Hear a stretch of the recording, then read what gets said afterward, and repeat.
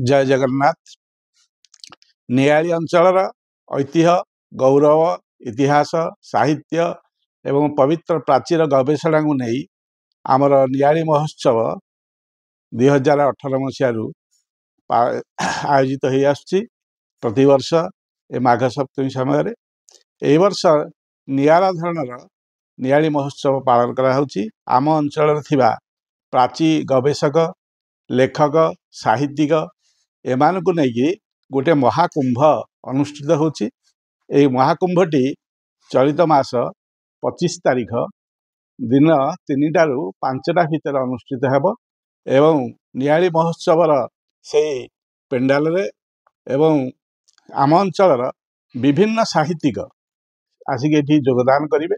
एणु आपण मान को अनुरोध आपण माने आसीबे साहित्यिक मान को उत्साहित करिवे एवं गोटे बंधु मिलन हेब।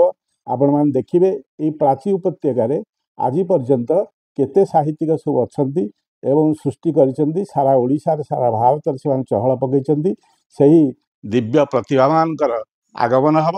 एणु मु जनसाधारण को अनुरोध करुछि नियाली महोत्सव रे आपण मान सब योगदान करिवे एवं साहित्यिक मान मध्य उत्साहित करिवे। एई साहित्यिक मान को एकजुट करिवारे प्राची साहित्य समिति मुख्य भूमिका ग्रहण करछि।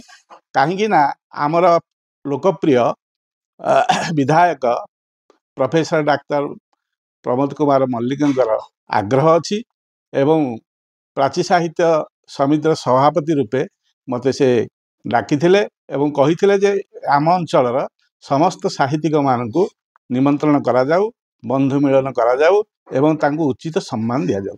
एणु प्रत्येक साहित्य को जो मानकु आमे निमंत्रण करजु संवर्धित करिवु। अंगवस्त्र फलक एवं मानपत्र प्रदान करा जिवो, सेमानकु उचित सम्मान दिया जिवो, जोटा कि मु व्यक्तिगत भाव करी मोर साहित्यिक मान मु पूजा करी।